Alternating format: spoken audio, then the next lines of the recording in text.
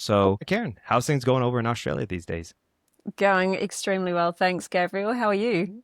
I'm doing pretty good. We had a little bit of a hectic day. I had my car just picked it up for repair just under an hour ago, and I was like, shoot, I got to be back here on time. And I had a little accident like a month ago, so it's all good. But the car's good to go here. Um, yeah, well, catch me up. So I know we've been talking back and forth on Mm. Facebook for a bit. We've been connected as friends for a while, if I understood that correctly. So We uh, have. Yeah, I don't remember when we got connected, but yeah, I realize we've been connected for some time. Yeah, likewise too. Likewise too. So would love to, especially because you have a great story of, Mm. health and transformation. Would love if you start me off from the beginning. I read on your site that you struggled with weight regain, weight loss, and then diet cycles for, I think it was 20 plus years. I mean, what was going Something on like there? 20 years. Yeah, something like 20 years. I probably had my biggest weight struggles in my 20s. So I got married pretty young, age 21. And I think I was either getting settled happily into life, changing behavior. I wasn't as active as I had been in my teens. I moved out of home straight into living with my, at that time, future husband. And I thought I was growing up pretty fast, but my lifestyle changed. I'd been an extremely active child. I was a top badminton player in New Zealand and I played netball. I was always at the gym. And so I'd gone from being extremely active to not very active as I moved into my 20s. And of course, Mm. diet changes happened around that time. And now being somebody living on my own, I got to make my own food choices. And as much as I was health conscious, I didn't really understand health and certainly not weight or maintaining a healthy weight at that time. And also in the early days of the marriage, there started to become some struggles, and I started to see a side of my ex that I wasn't necessarily comfortable with. Mm. And uh, over time, I just ended up putting on a significant amount of weight from where I had been in my teenage years. It was probably around 15 kilos, which is around about 30 pounds, I think. Hmm. I Hmm. don't know exactly, but I remember at one point in my 20s hitting 70 something on the scale. Hmm. So it was about 71. And it just shocked me because I'd always been around 55 kilos, which is, Hmm. I think that's about 120 something pounds as a child. And I Right, know this is right. like different, from childhood to adulthood, No, of course. Yeah. but it still was a shock because it was in such a short period of time, and I didn't feel myself in my body. And of course, being young, being in my 20s, being newly married, I Hmm. felt like now there was a disconnect between myself and my husband.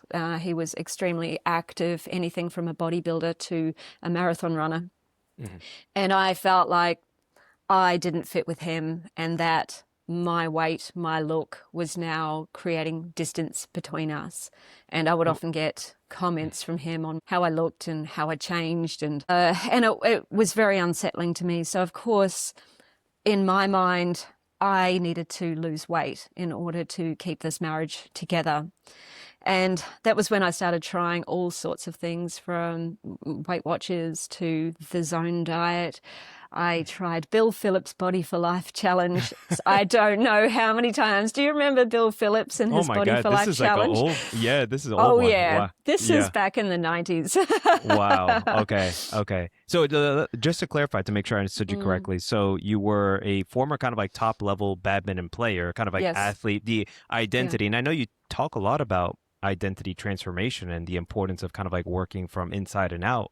But it Yes. sounds like you had this prior identity, you moved into the marriage, and now you kind of acquired a new identity of someone who wasn't as athletic or as active as you said, and gained 15 kilos or about 30 pounds, and just kind of felt like stranded in a I way. did. Yeah, I didn't feel myself. And I developed a whole heap of limiting beliefs, or maybe old limiting beliefs started to resurface about not Mm. being good enough. I can't. I had a very negative attitude at that time as well. I kept telling myself that I couldn't, that I can't, Mm. and everything seemed extremely hard. And I think, yes, being physically larger, things were harder for me at that time than they were when I was younger. Mm. But in my mind, if I was going to lose this weight, I was trying to do it, Bill Phillips style, which is Yeah. change everything overnight. Mm. Here is the food plan. Here is the exercise plan. You Hmm. must do this Right. 6 days a week, and you must follow this exact protocol because Mm. this is what works with the science. And Hmm. that was how I thought I had to do it in my mind. And I would start on a Monday, like everybody does. I'm starting again on Monday, and I'm going to be perfect this time. And I would stand there in my underwear with the newspaper to prove the date because, the days before time-stamped photos, Oh, right, we right. actually had to take a photo and then get it developed, Yeah, uh, yeah. and my ex would take the photo and I remember, I'm going to do it this time. I'm going to succeed this time. And, 3 to 4 weeks in, I was exhausted, sore, tired, burnt out, and probably very cranky as well. Cranky Mhm. at myself that I wasn't seeing results. I didn't know Mm. that, transformation takes time and I should Yeah. just be patient and, not worry if it takes longer than 12 weeks. If I just keep going, I Sure. will get there. But yeah, I found that one little mistake or one social event more than I had planned, and I was chucking it all in. It was like either my excuse to just relax and give up, or Mm. it was my way of just giving myself a break because it was also exhausting. Mhm. And this is such a familiar pattern that I see with so many people these days, and that's Mm. why I want to help people see that this is not the way. We don't have to do things this way. We can Mhm. actually take things slower. But yeah, that was really what I was struggling with. I tried that pattern. I don't know how many times, 5, 6 times maybe. Mhm. And each time that I failed, it left me feeling like I was a failure, Mhm. that I was the problem, that somehow there was something deficient in me, that I couldn't do this. Um, and I started telling myself, well, maybe I'm just going to have to get used to living at this weight. I'm going to Right. have to get used to looking like this. This is just who I am now. And Mhm. that it made me miserable because I really wasn't happy. Mm. And I really struggled like that for, I don't know, I felt like the most part of 10 years, but it probably wasn't. It was probably like 7 or 8 years or Mhm. so. And So just to clarify here, so mm, we're kind of in the stage, you're throwing a lot of stuff at the wall. Things are mhm, not sticking. We kind of yeah, have the all or nothing mindset coming up. It's like, oh yeah. crap, it's either the 6 days, 7 days perfect, or nothing at all. And the resurfacing of maybe prior limiting beliefs that maybe they were always there, like you suggested, but now it's kind of like with the right conditions, right? They Mm. started to kind of like come up more and more. So I mean, what happened next? Well, yes, marriage struggles did start to happen. And there was a growing disconnect between my ex and I. Part of it was, how I was looking, how I was feeling. I didn't really want to be physical with him because one of how I felt, but also because of behaviors that he was showing. And so that started to, I guess, break us apart. And Mm. then I was about 30 at the time, and I just recently come back from an overseas. It was a buying trip. I was in retail buying at the time, and I'd just come back from a buying trip overseas.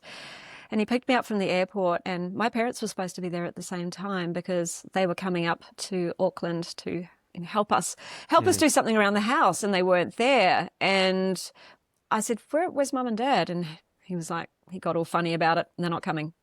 So, oh, Mm. okay, that's a bit weird. And I could tell he was being very standoffish. He wasn't himself, and I knew there was something coming up. And later that night, we went out to dinner, and that's when he announced that he wanted to leave. He was Mm. leaving, Mm. and this was the starting of the turning point, I think, for me. I initially went into a bit of a breakdown. I think I went into shock. Mm. I was in such shock that I had no hunger, and I had no hunger for at least a week. It must Mm. have been more, I'm sure.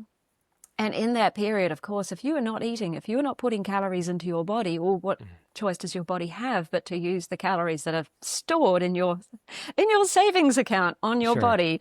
Sure. So in that period, I actually lost a lot of weight, and I do not recommend people try and starve themselves to get thin.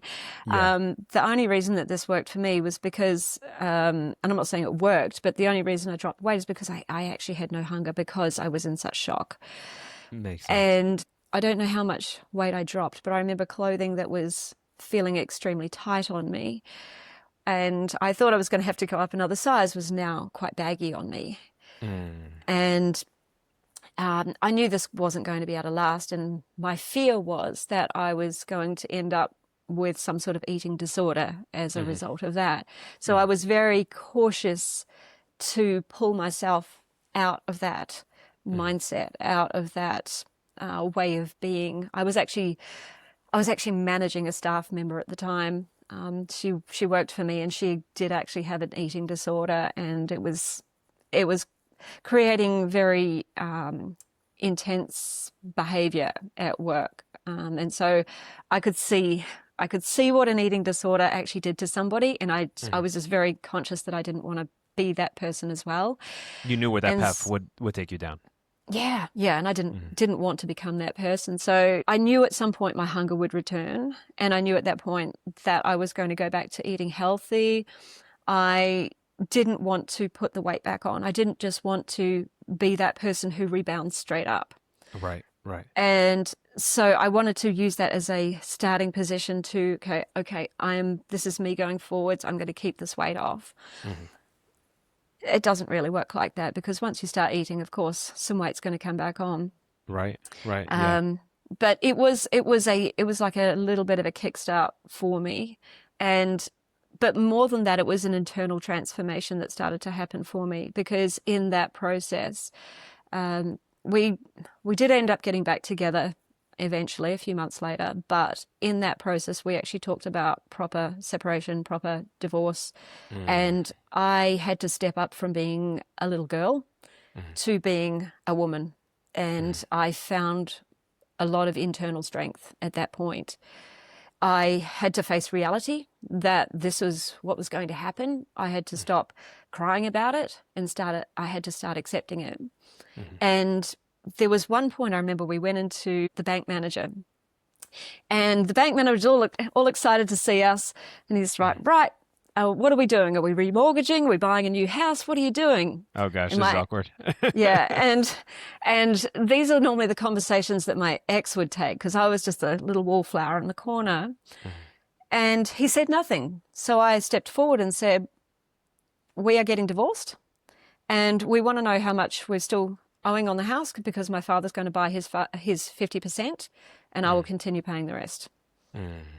And I just saw my ex's face drop to the floor, his jaw drop, and it's like he looked at me as if to say, "Who are you?" And Mhm. I just felt this strength. I felt this inner growth just start to happen.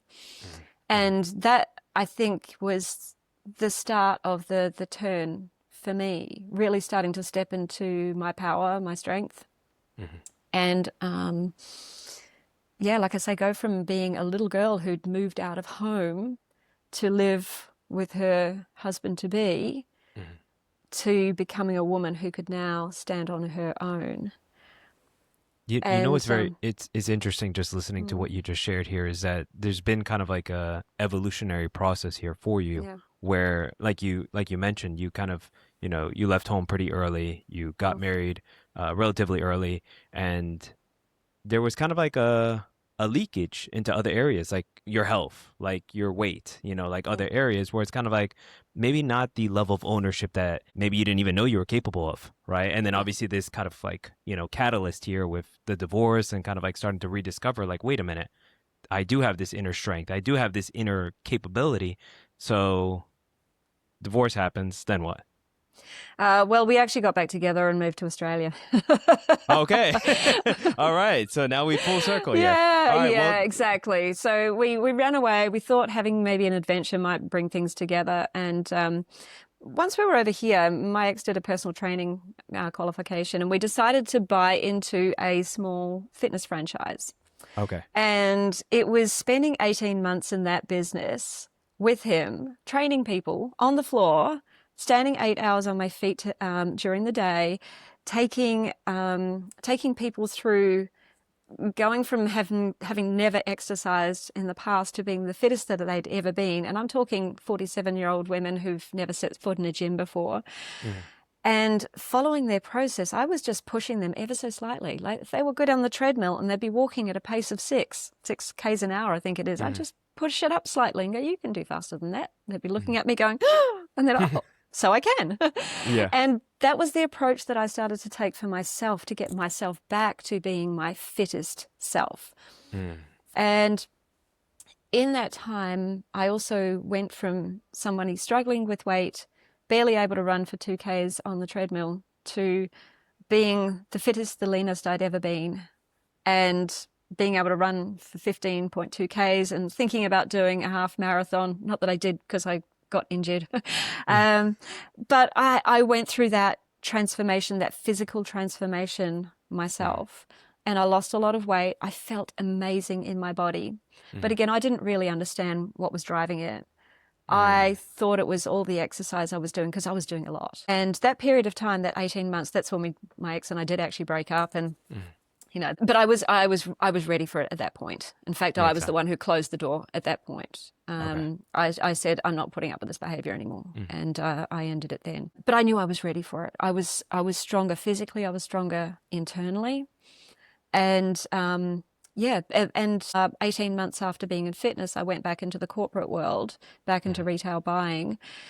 And I was determined to keep this new physique. I was determined to exercise as much as I had, and I loved exercising now. I was driven, I was hungry, I was strong. In fact, I used to say there was like a monster inside of me. I became a monster in the gym, and I loved it. So I kept it up when I went back to corporate, but over time, the weight was creeping back on. Entropy, about, right? Yeah, 8 or 9 kilos or so. And I think this time it was because I was sitting now for 8 to 10 hours a day versus on my feet. So my diet wasn't changing very much. I was still predominantly vegetarian during all of this time. In fact, I'd been vegan for 5 years in my 20s, especially while I was struggling. But I was predominantly vegetarian or meat-free this whole time. And so the diet wasn't really... the diet wasn't changing. So it for was me, like the main variable. Yeah. Yeah. The main variable really was the time on my feet, I think. And so as again, my weight was creeping up, my clothes were getting tighter. I was starting to feel uncomfortable in my body again. And I really wanted to get back to where I had been. Right. And so I thought in my mind, it was more exercise, especially more cardio. Right. I was doing a lot of weights, but I was like, trying to up the cardio. Right. And I would work so hard for very little return.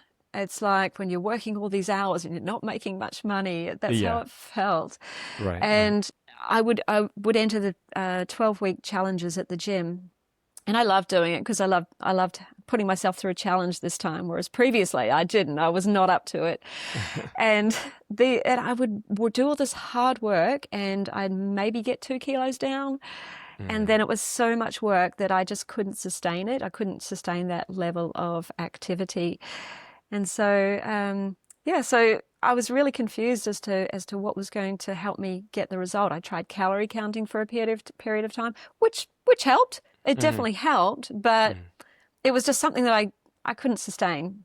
And I wasn't really learning anything from it because here was me like saving 100 calories for that little bag of chips. Right, and right. the margarita or the espresso martini on a Friday night, I was counting all of those too, and, taking away healthy foods so that I could afford the other things. Yes. So I wasn't necessarily learning anything about nutrition, about health at that time. And I was also finding myself getting sick quite often, and injured quite often. So in those periods of time, I couldn't do a lot of exercise. And so this up, down, up, down, up, down was continuing to happen sort of through my 30s and into my early 40s. So now that's where we're at now. So we went through the 30s. You had your period where you got, 18 months, pretty fit, strong. You're like, yes, I'm back to kind of like my athletic My phase. me.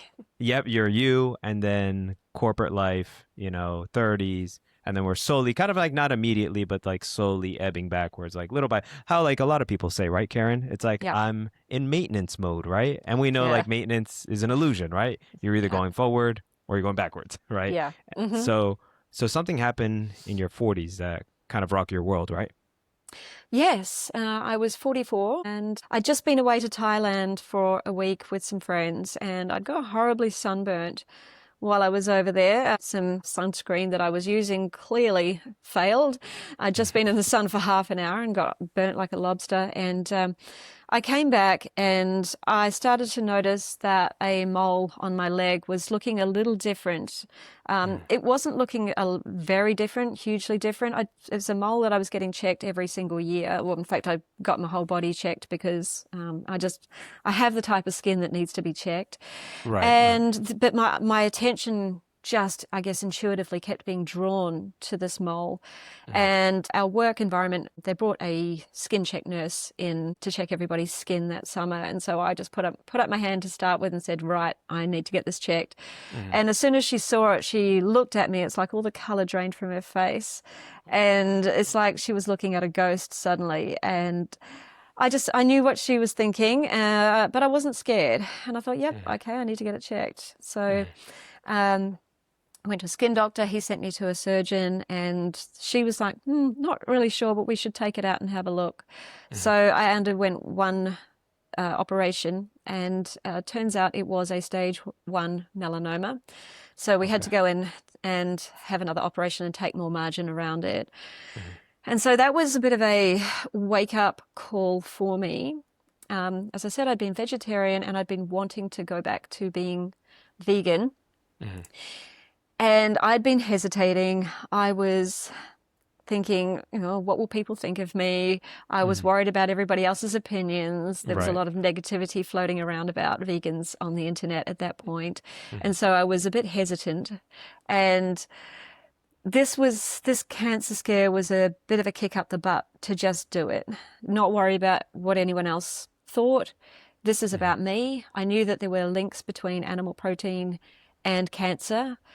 Whether it was linked to skin cancer specifically, I wasn't 100% sure, but I do know that skin cancer can return, and when it does, when it metastasizes, it's nasty, and I didn't want to risk that. So this time it was about not just the animals and the environment. This was also about my health. This is about my survival. And it was that transition and that scare that really drove me to research more about the link between our diet or our health and cancer.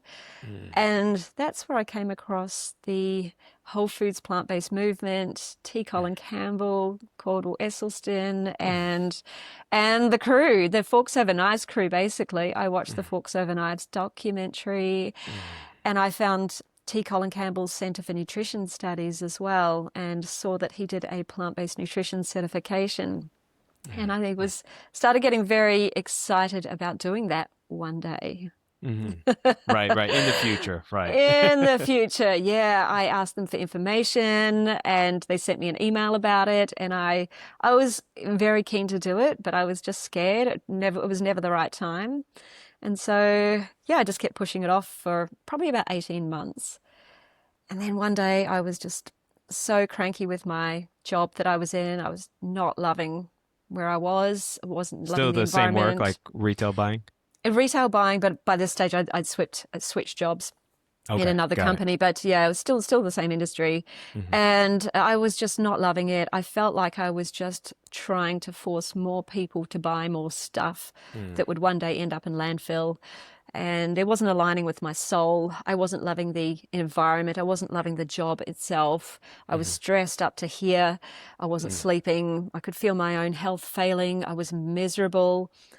And a friend messaged me one day and she said, "Oh, my husband and I have watched The Game Changers and we would like to go vegan. And can you just give us a few tips, a few pointers?" And so, yeah, I just spent a bit of time with her over Zoom and she said, "You're so good at this. You should coach this." Mm. And suddenly it was like, oh my God, there's my future. There's my future. Yeah, yeah. And so just like that, after the call with her, I enrolled for the nutrition studies and I wrote up my letter of resignation.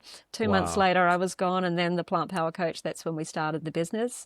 Okay. And I set out not knowing anything, but I was determined to figure it out. I was Okay. determined to figure out what I was going to do, who I was going to serve, how I was going to do this. Mhm.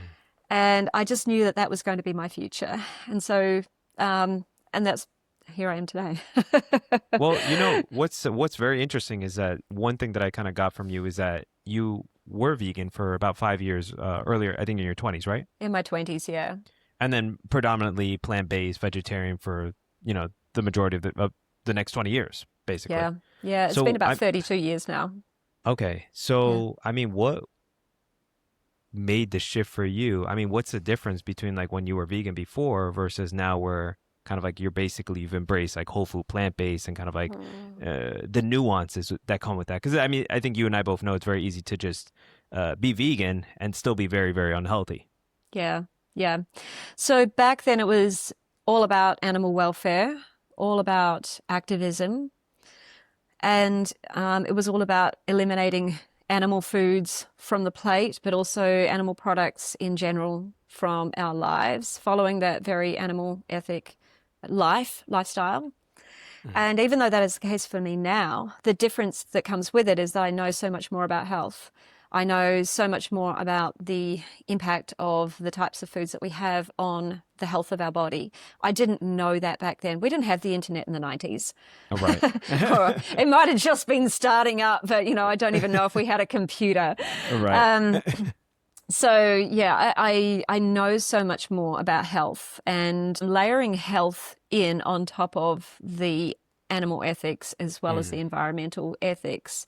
And yeah, for me, now I know this is my place because everything is aligning. Back then, I didn't understand the health. I kept thinking that I needed more protein in Right. my diet. And, maybe that's why I can't achieve the weight because I'm not eating meat. Maybe that to Mm. me started to become a limiting belief for Mm. me. Mm. Whereas now I know that, I don't have to have animal products in my diet to be able Mm. to live healthy and in Mm. a lean, healthy body. Mm. Makes sense. Makes Mm. sense. So, I mean, what would you say are the key areas of health that we should focus on then? Like, kind of like with everything that you've learned over the past 32 plus years of being plant-based, but Mm. 20 plus years of kind of like insights and learning and experience. Like, what are those key areas of health? Well, I talk about my core pillars with my clients, and I have an acronym that is plants, easy to remember. Mm. And the P is plants or plant-based nutrition. And within plants, I always say to my clients, 50% vegetables. Whatever you have on your plate, make the other half vegetables because non-starchy vegetables are going to be very low in calorie density Mm. and help you effortlessly get into that calorie density zone, calorie deficit zone Mm. without restricting your body. You can still eat till you're comfortably full with low Mm. calories. So Mm. that's the P. The L is listening to your body, listening to Mm. your hunger and your fullness cues. And as I'm working with my clients further into it, they'll start to realize that listening to their body also becomes listening to their emotional states, Mm. listening to their intuition. But in the early stages, it's about listening to your hunger and your fullness cues so that you are learning how to eat for hunger. Mm. And you are learning where your actual fullness point is. You're not just cleaning the plate because you were told to when you were 5, Right. or Right. you're not just eating because you're bored or because you are emotional. Mm. We're starting to really follow those hunger cues. The A is aqua or hydration. You got to get creative in these acronyms. So, A little bit of so Spanish there. I like it. absolutely. So, hydration is super, super important for the health of our body, for our metabolism. But also, if you are dehydrated, then your body will actually send up faux hunger cues as well because it's trying to get the water from the food. So that can just inadvertently lead to eating more calories. So Makes sense. we And make sure we're it's hydrated. just crazy how many of us are so chronically dehydrated as well. Yeah, yeah, Like even apart yeah. from weight loss, it's incredible. Yes, and even 2% dehydration can have an impact on the health of your body. Mm. Um, so then the N is nightly restorative sleep. So many of my clients do struggle with sleep, with waking up in the middle of the night and not being able to get back to sleep, with Mm. overthinking at night. They struggle with hot flashes at night if they're in that peri to postmenopausal phase.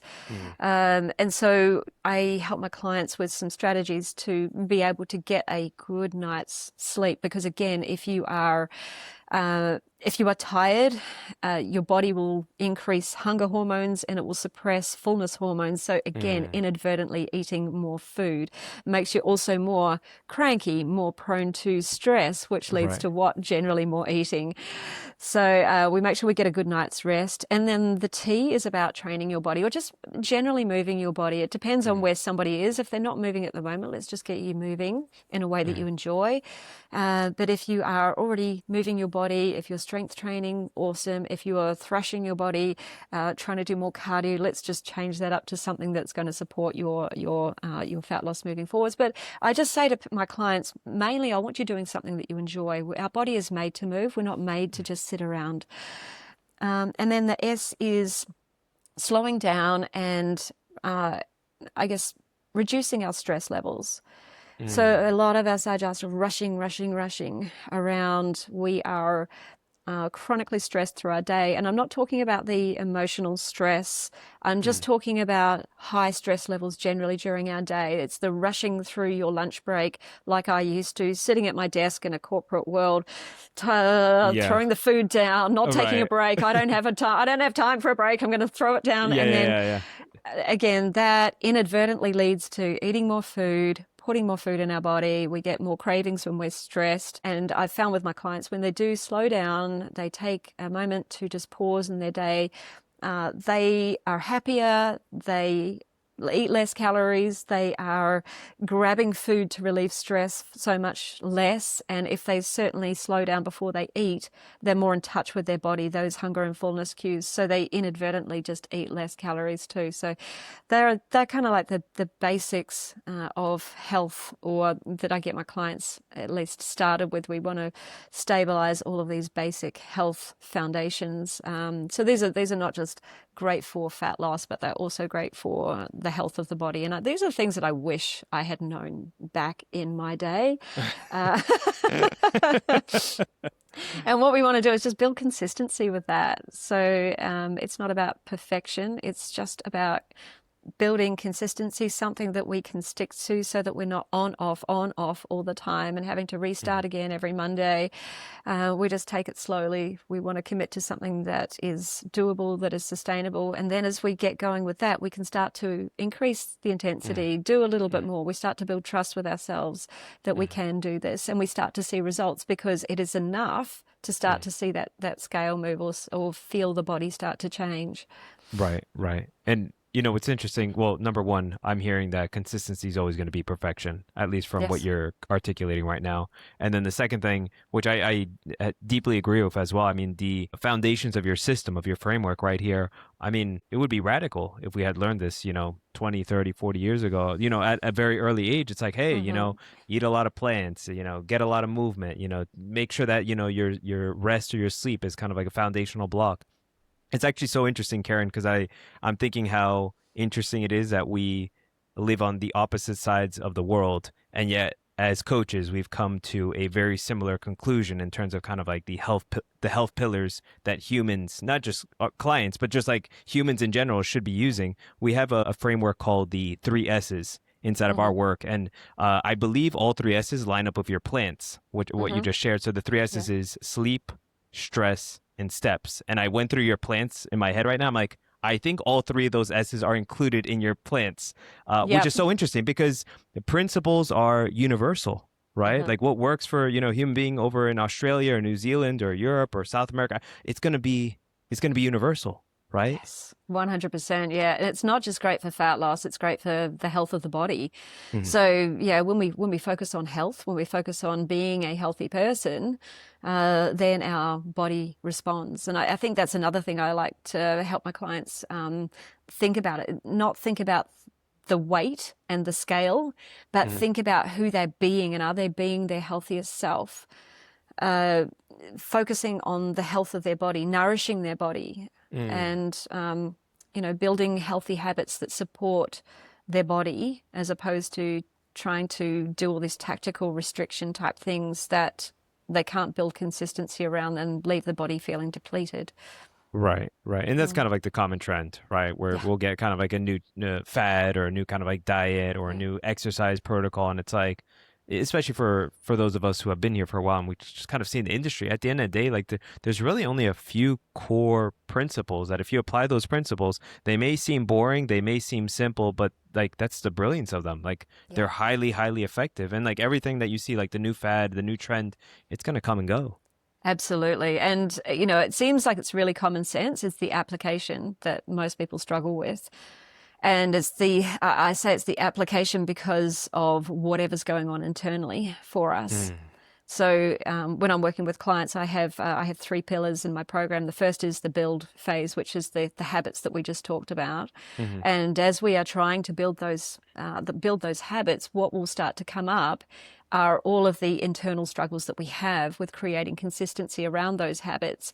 Hmm. And that's where we move into my second part of my program, which is about breaking those, identifying where we are struggling, what is actually causing that inability to be able to build consistency there. Hmm. And it will be something to do with old patterns, old beliefs, old ways of reacting, old conditioning, Hmm. um, stories from childhood, even Hmm. relationships with parents. It all starts to come to the surface at this Hmm. point. And here is the beautiful part where we get to break that cycle, break that conditioning, break that hold that the past has Hmm. on who we are becoming today. And as we move forwards, when we've started to let go, recognize what is controlling our behavior, the subconscious part of us that's controlling our behavior, when we start to let it go, we start to become more consistent with those basic foundational habits. And then we drive it home with the third part, which is becoming that version of us who can not just achieve the result, but sustain it for life. We become somebody who no longer struggles with weight. We're aligning to the future version of ourselves. And this is where people know that the weight's not just gone, but it's gone for good this time. They're no longer having to diet. They are more in tune with themselves. They understand themselves at a much deeper level. They honor their body instead of restricting themselves. They're not beating themselves up anymore. If they make mistakes, it's just like, oh, that's just life. Let's just keep going. Right, Um, right. so they've really let go of those old patterns, and they've really learned a new way of being. So this is the three phases. So we have build, Yeah. Build, break, and then break. become. And Yes. build, just to clarify, so we're building kind of like the foundation, like the new habits, so to speak. Yes. Break is where we kind of like break down some of those subconscious patterns, limiting Yes. beliefs, things in the unconscious that what seems very common. They come up, especially in exercise and health and nutrition Mm-hmm. and in all areas in general, but Yep. specifically in the health areas. And then become is about forging that new identity then. Yes. Yep. Definitely. Okay. Okay. Yeah. Driving it home. And I always say, people sometimes want to work with the break part first. We've got to break the old version of you, Hmm. or break away from those the old conditioning first. But I like to start with build because people want to see results Hmm. early on. Also, sometimes those old conditioning, people are not ready to. I say a lot of people are not ready to work on that yet. They don't know it's there. Right, And right. I want to force it to the surface. I want it to come out. I want to really see where you are struggling, why you are struggling to adopt these habits. And then we go and do the work. So Then it's kind there's of the like an beautiful. arena. So you're installing the new quote unquote systems or habits, and then it's like, Mm. okay, now let's see what dragons come out, when we come to Yes, play.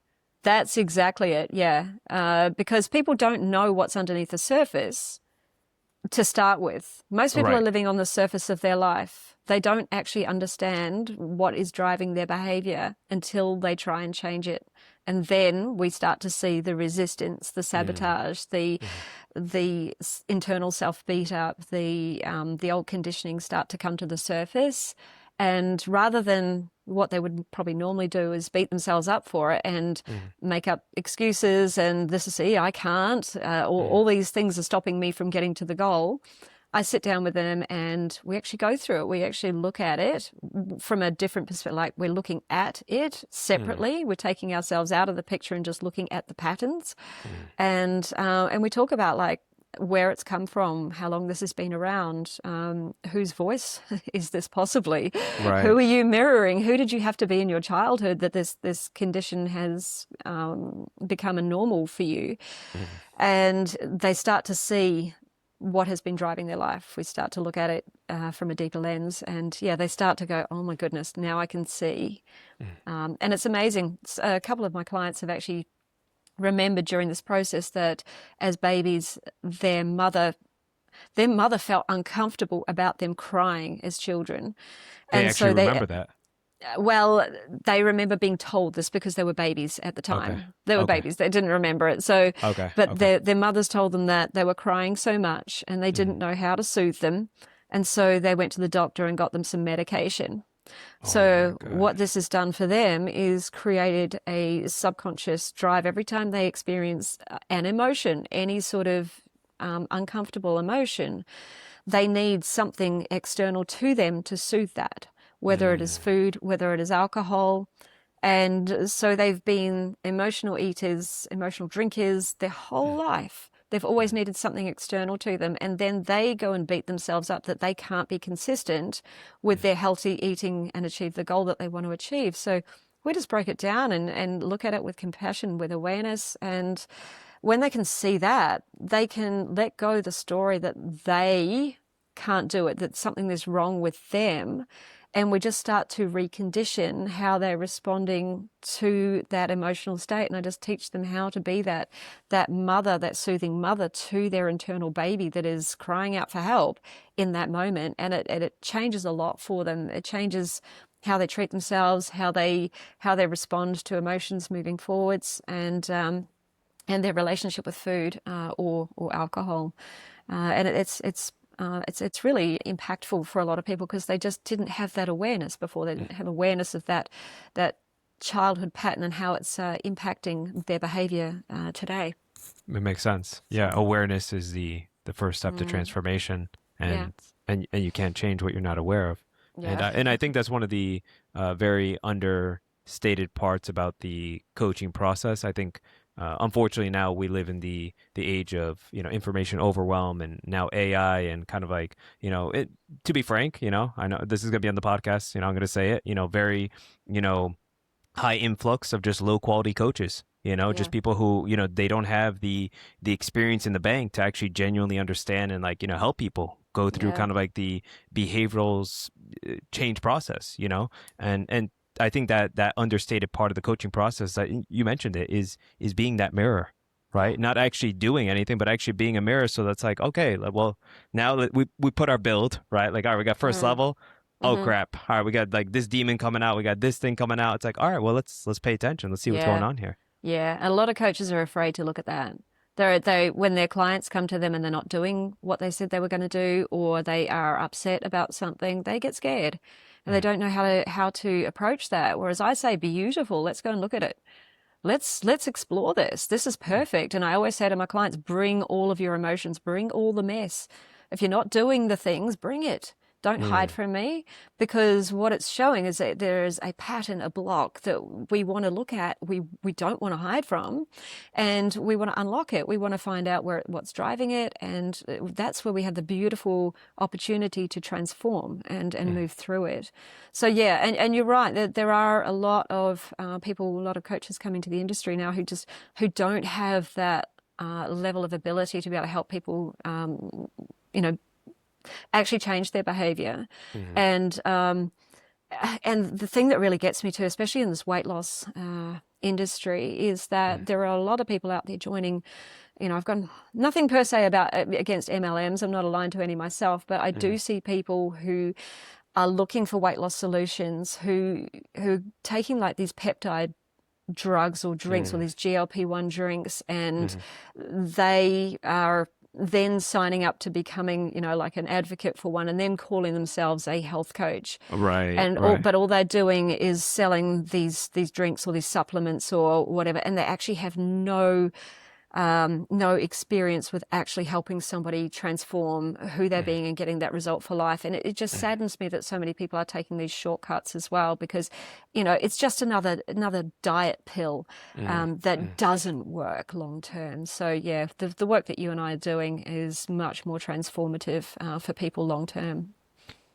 But to play off of that, and it is unfortunate, the tendency of human beings to desire, to crave that immediate gratification. That is why, we live in this world of kind of like, all right, 3-week weight loss programs, or drop, 20 pounds in 30 days. And MLM, I mean, I've had my fair share of pitches from that. Do you remember, did they have in New Zealand or Australia, did they have the Beachbody workout programs, the DVDs or anything like that?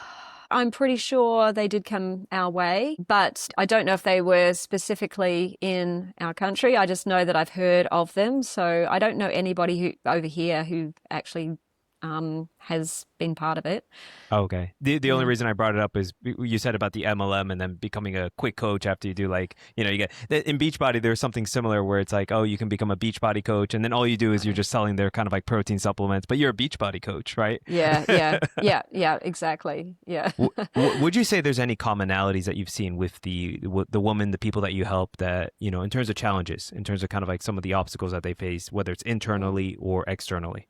Yeah, a lot of it is consistency.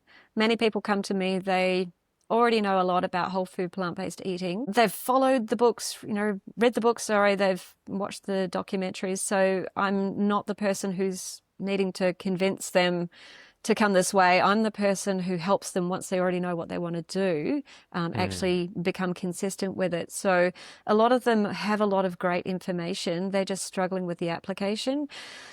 But a commonality that I see, and this affects their behavior in different ways, but a common, I guess, challenge that many of them have experienced is a difficult relationship with a parent, whether it's the mother or the father, or sometimes both, where they've felt either rejected, abandoned, like they're not good enough.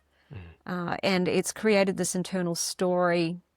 It's created beliefs, it's created behaviors to keep themselves safe, whether the emotional eating behavior started in childhood, or whether it's something that started to happen later on in life. But oftentimes there's just this inability to be able to self-regulate, and that inability to be able to self-regulate in a healthy way, that is. Right. Because, of course, the child always finds ways to keep themselves safe in an environment where they don't feel safe, feel loved, feel protected.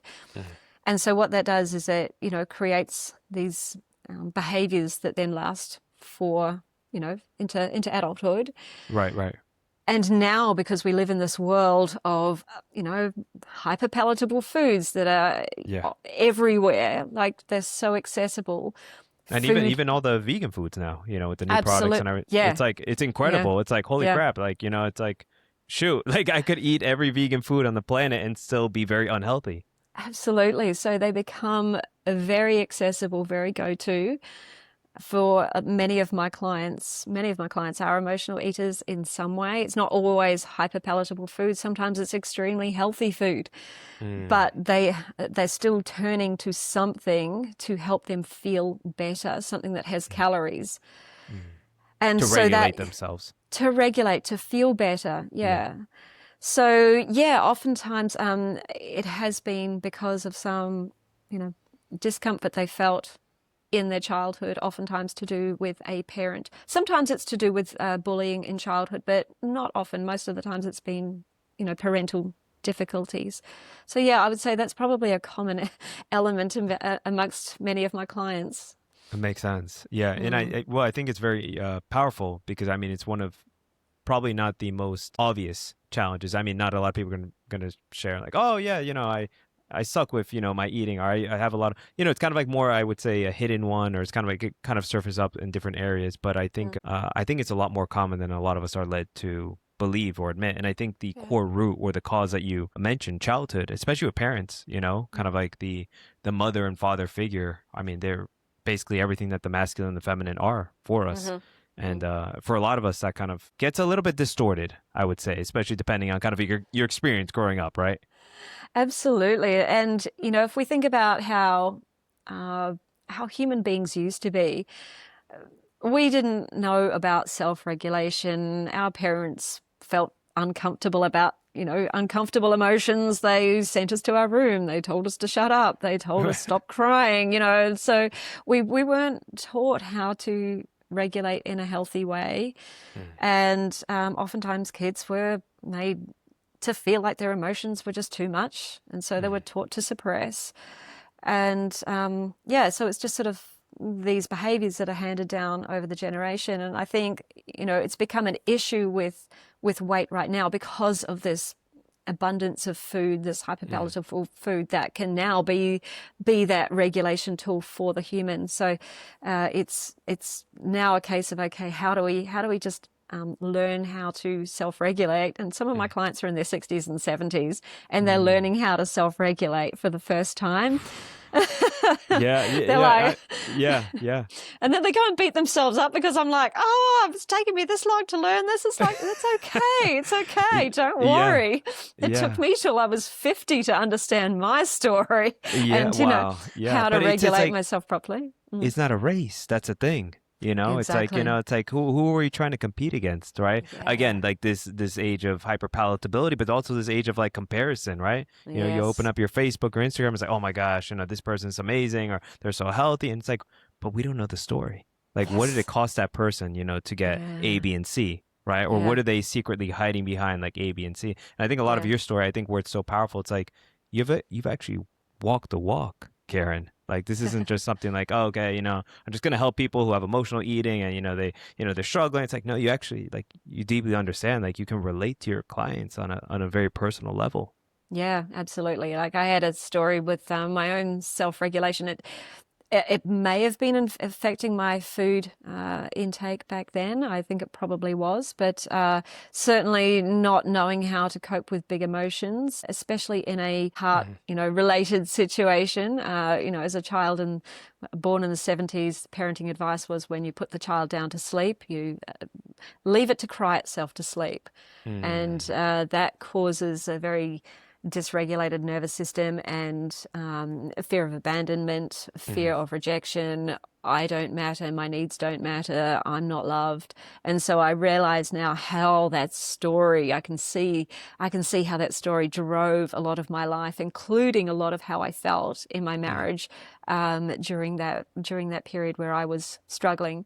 So Mhm. yeah, it's when I talk about my story in that way, my clients sort of like, oh, okay, so she's not just learning from a textbook; she's actually Right, right. figured out her own story, and yeah, can apply the lessons. And I know that pain that you feel in your body when that old story resurfaces, Mhm. and learning myself how to be with that pain and soothe that pain and not do what I used to do, which was either lash out or go get a Mhm. bottle of wine and a Mhm. bunch of food to eat. Mhm. Learning Yeah. how to be with that pain, regulate that pain, soothe that pain, and then change the story that I'm telling myself. That's pretty much the process that I take my clients through too. So they know that it's born out of personal experience and a lot of learning. Now everything that I have been learning, like all of my training, and makes sense to me because I've been able to apply it to myself. And yeah, so that's what as I'm working with my clients, they can now sort of trust that it's not just from a textbook or from lessons. Mhm. It's actually from, applying it physically to my body and knowing how to make it work, and that it can actually change your ability. It can actually heal that wound within, Mhm. and make the pain subside or lessen, and change your behavior moving forward so that you no longer need to suppress. It makes sense. Yeah. Mm. Yeah. And that lived experience is, I think that's the essential ingredient to coaching, is like being able to have that deep connection. And then Mm. the other part, which is so interesting because it's all interconnected, right? Like Yes. we spent I think a large bulk of this time together talking about kind of like the inner work that needs to Yeah. happen, especially with the emotional realm, the mental realm. Obviously the physical realm is all important, but it's kind of like we have, these three parts, and it's like you can't, well, you can, right? It's like you can focus on one, but it doesn't mean that the change or the transformation will be permanent. In fact, there's probably a high chance that it won't be, It especially if won't. you don't build, break, and then become, right? Kind Yeah. of like going through those three phases of transformation. Yeah, absolutely. And I find that so many people get stuck on the build, just trying to think about what to do. Mm. And while that is, like you say, it's incredibly important to understand what to do, that doesn't necessarily lead to the application long term. And we have to understand what is might be stopping us. We have Mm. to recognize where we are stopping ourselves. And I think this is where most people get stuck if they're trying to work on their own, Mm. because they will use all the excuses like, oh, I'm just busy, or, oh, it's just not the right time, Right. or, The you know, 10,000 reasons. the 10,000 reasons, or, they'll let their limiting beliefs join the party as well. Oh, I can't. I tried and I failed. Mm. And what they don't realize is there's something just internally blocking them. This is the beauty about getting support from somebody, is that that person can see you from a different perspective outside of Mm. all of your emotional stuff. And Mm. they can see you with a different level of awareness that you can't see yet because your brain just doesn't operate that way. And yeah, that's the beauty. That's where the transformation really happens for people. It's in that break stage where we Mm. are identifying the limiting beliefs, the blocks, the subconscious programming that is stopping them moving forwards. Makes sense. It's in the breakdown, right? How they Yeah, say it's in the yeah, breakdown that you have yeah. the breakthrough, right? Yeah. In Yeah. fact, I hadn't actually thought of that part of the program like that. Yeah, it is break could be considered. Here's where we break down. Here's where Right. we. Right. Well, then that stood out to me a few times when you mentioned kind of like, and it's Yeah. like such a multifactorial journey for you, health, Yeah. relationship, career. And it's like, but in every part of your story was like, there was a breakdown. There was something like, okay, we have the kind of like the hero's journey, right? The hero Yeah. goes and it's like, they're on the adventure. It's like, oh my gosh, everything's falling apart. But then after that, it's like, okay, but then here's the next chapter, right? Here's the Yeah. next growth, right? Yes. So Yeah. I thought that was very interesting that with your program, it's built right into the middle of the program where it's like you gotta break down, right? Yeah, you've got to break down the old version of you. You've got to have a breakdown. You've got to, yeah, break up with the old version of you, and break some of those patterns. Yeah, I love that. Awesome. Yeah. Having that little break, little I'm gonna break you. In fact, I welcome was to I was concerned that calling that part of that phase of the program break was about breaking you, but no, it's not about breaking you. It's like yeah. breaking the old habits, breaking up with the old version of you, breaking the subconscious ties, the limiting beliefs. Yeah, it's Yeah. about breaking what's no longer serving you, so Yeah. that you can move forwards. It makes sense. It makes sense. Well, as we start to wrap up here, I know we went a little bit Mm. over. I wanted to ask you real quick, couple things. If somebody had the opportunity to sit down with you, I know that you offer consultations, and obviously you're the type of person I would feel very comfortable like kind of like sharing my health journey and things like that. I Yeah. mean, what would you say would be 1 to 3 health habits, like let's say over the next like 90 days, that would be the most impactful for somebody to work on? And this is generally speaking, like there's no Mhm. context, like you don't know if somebody's like emotional, just in general, like what would be those key habits, like just to start working on? Yeah, sure. I actually ran a 5-day workshop, or just recently, where I gave people some really, really simple things that they can start working on.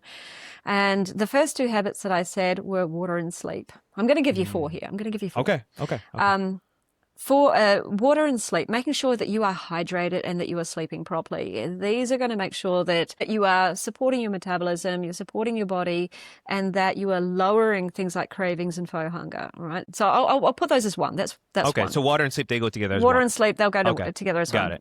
Got it. The second one is load up your plate with 50% of vegetables. Now, I'm not talking about lettuce and dark green leafy vegetables. Hmm. They are over and above. They are extremely important for your health, nitric oxide production, Hmm. all the things, right? But But they don't count in the 50%. they weigh so little that they Right. are contributing so little to the weight of your plate. Now, we eat on average the same weight of food every day. Mm. So what we're going to do is replace half of your plate with 50% of weighty vegetables. So I'm talking about Mm. broccoli, Okay. cauliflower, carrots, zucchini, the vegetables that have more weight to them.